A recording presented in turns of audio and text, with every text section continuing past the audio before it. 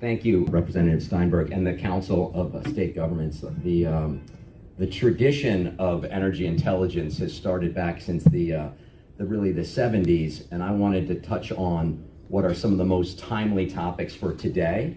With the background and insights from overseas, the energy savings with the LEDs, the air conditioning, and then the hydrothermal carbonization, we're going to also touch on jobs. So I think the J word has been underused in this current political conversation about the whole green economy and what can happen. Here's some background. University of Virginia first for me as an undergrad back in the 80s, followed by a master's at Penn as an architect. Running Independence LED now in the Energy Intelligence Center is an absolute honor, and serving on the Sustainable Business Network Board of Managers as a lead AP, and even the American LED Alliance. Feel like after 30 years I brought some knowledge that would be worthy of your attention today. You each have a book in front of you. Learn from Looking is 30 years of my travel drawings from around the world. It's probably a good 10,000 hours of illustrations and sketches from the Old Town Square at the center of Prague to the high-speed bullet train when I lived in Japan, including what's been done in the Yucatan all the way over to Budapest. Here is an example of what we've been doing with the lighting. So the 2010 story is moving Independence LED lighting from China with the manufacturing to southeastern Pennsylvania. So this is close to home for me. It's a decade now coming up on our innovation, and with projects that are basically taking 50% or higher as a bite out of the energy footprint. It was really an eye-opener for me coming out of grad school that buildings use about 40% of the US energy, and of that, 20+% is in the ceiling. And if we can cut it in half, the numbers unfold like this. 15 watts is a big difference from 32 watt fluorescent tubes. When you're over 50% savings, it's now about cost. How much is it up front? Well, if an installed project is, $16, which is in the 50 cent to $1 per square foot, but you're saving $8, now you're having a conversation about a 2-year payback, not a 7, not a 10-year payback. And it comes down to, in this example of a custom engineered tube for state corrections, sometimes riches in the niches. So this one happens to have no metal or glass, so it cannot be weaponized by inmates. This came from California as a request to have a weaponized free form of illumination.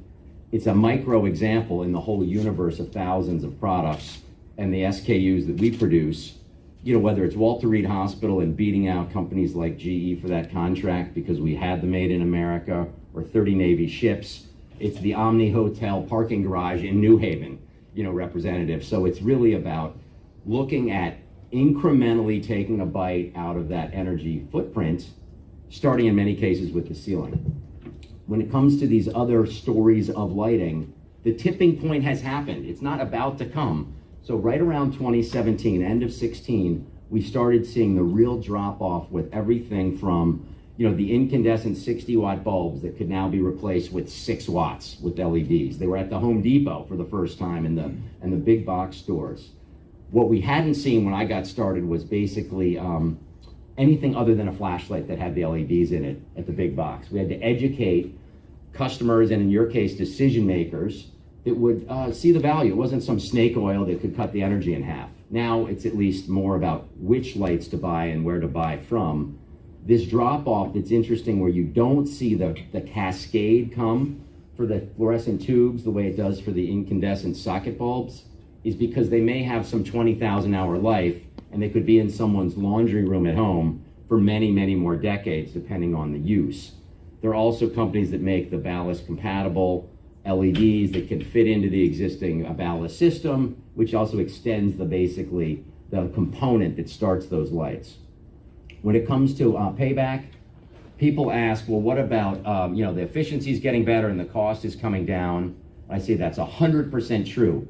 But the acceleration has slowed, meaning the cost has dropped and dropped and dropped. At some point, you don't get a laptop for under $300. Like, no matter how good it is, it's not going to go much lower. You can spend several thousand, but the other thing with the efficiency is it's going to keep going up, but only incrementally.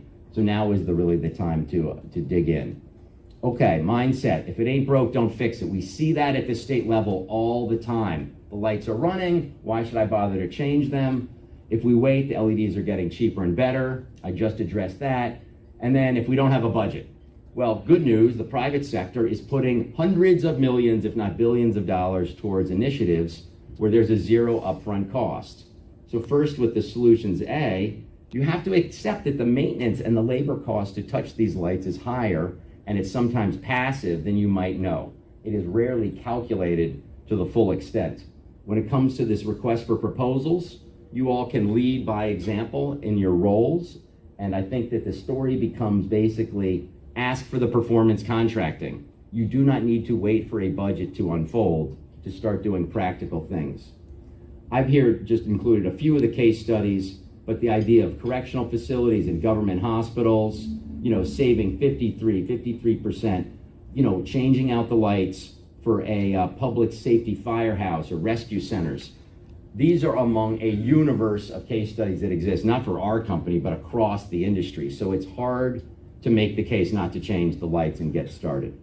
Same thing's true with schools, public, private sector, all across the board. Okay, let's switch to the controlled indoor agriculture. So the environment and the agriculture that we have often involves moving lettuce from California, many states, across thousands of miles. Like 90% of the vegetables in the United States come from California. This idea of a system that includes direct current, hydroponic, in some case aquaponic, also the LEDs if relevant, wind, solar, water collection, making a way to bring food closer to the table. The farm to table argument is on the table now with realistic math, where up until these past few years, the cost of the lighting, which is about 50% of the CapEx, was so high, and the burden of making that head of lettuce, producing it, like think of it as a little factory product, was not gonna match up against the migrant labor in the Central Valley of California and the diesel fuel to move it. Now that's changed. And the idea here of making Earth Day every day and growing superfoods is so real that down in Maryland, we have now converted, we're into our third one, the poultry buildings that are 500 feet long, 50 feet wide, into lettuce and basil farms, because the big Tyson and the Purdue said, we're only gonna buy under contract from big corporate farms, and the little family farmer that has a 20, 30,000 square foot building is left out of the contract. Empty buildings. It's not gonna become a blockbuster video rental, and it's not gonna become a little arcade in the middle of the eastern shore of Maryland. 3-some billion square feet of vacant real estate is on the table today out of 87 billion US non-residential. These aren't abandoned, these are just vacant for whatever reason. Converting on the East Coast, the eastern region of this council, can really take a leadership role because the jobs are in the millions to transfer how we make food for a growing population. Next one is the energy intelligence. This is a Northeast Corridor story coming out of technology originated with pilot projects in India. So the basic story, and we've talked about it earlier, was 40% of US energy is in buildings. Well, if air conditioning, not unlike lighting, is 20 to some 40%, let's take a look at the climate control. Now it looks like we can save some 15 to 40%, and these are based on, I'm gonna just give you the quick numbers, an algorithm that leaves the existing equipment in place. The cost to change chillers, evaporators, cooling towers is so high that the payback is often slower than solar. However, existing systems can be tuned, and the analogy is the air pressure on the tire of your car. If you micro change that within a couple PSI, you will have a slight increase of efficiency every little mile on the road. It's gonna be micro, but if that adds up into a hospital or a school, $3 or $4 a day for the cooling system, where the condenser water entry temperature is adjusted to meet the dew point and the humidity, it is literally that analogy of tuning the car. And it's 30, 40, 50, sometimes $100,000 a year just for these single standalone buildings. This is an example from over in the Middle East with the facility manager that wanted to turn the system off. Like an autopilot or a cruise control in your car, it can be set to watch it go on and off. It's really groundbreaking, although it's new to the US, has been used in India. And I love the story of mapping prior year in red And the good news is the very next year in 2012, the bill was lower by thousands of kWh every single day. That's the scorecard. Okay, when it comes to SOMAX and the bioenergy, we're going to talk about this and then I'll turn over the microphone. Here's the story with trash to treasure.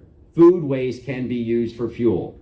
We have a problem in the United States. Like 25% of all the food is thrown out or somehow discarded in transit. So it's the touching it from the farm to get it into the pickup truck. It's the kind of little things like the lettuce has an expiration date and wasn't sold at a Whole Foods by a certain date, and it's in dumpsters. I mean, unbelievable. Not leftovers that our kids we would hope would eat, you know, at the diner after a Sunday, sports event. Here's the interesting thing. If you can turn it under 400-degree temperature and about 3,000 PSI into hydrochar. So think of it as doing what the Earth did over 100 million years in a day. This is technology out of Germany. The hydrothermal carbonization is basically making the equivalent of what was a fossil fuel in a very accelerated period of time. It's human waste, it's bio waste, it's construction waste, anything that is organic. And what it yields with the hydrochar is the fuel to be able to gasify it and have the hydrogen to spin a turbine for electricity generation, the ability to drive vehicles. So this, with lighting and the food and basically the air conditioning, is the fourth piece of a story about now how we close the loop on basically a smarter ecosystem in the way we use fuel. And just to close with the jobs, this is not thousands of jobs, this is tens of thousands, if not millions on the East Coast alone. And this idea of combining something like the lighting, the air conditioning with the food waste to fuel is such an interesting proposition to me, because we can lead again by example. The people in this room have that ability. And I'm happy to field again, I think we left time at the end for the questions, and turn the microphone. But thank you for the audience today.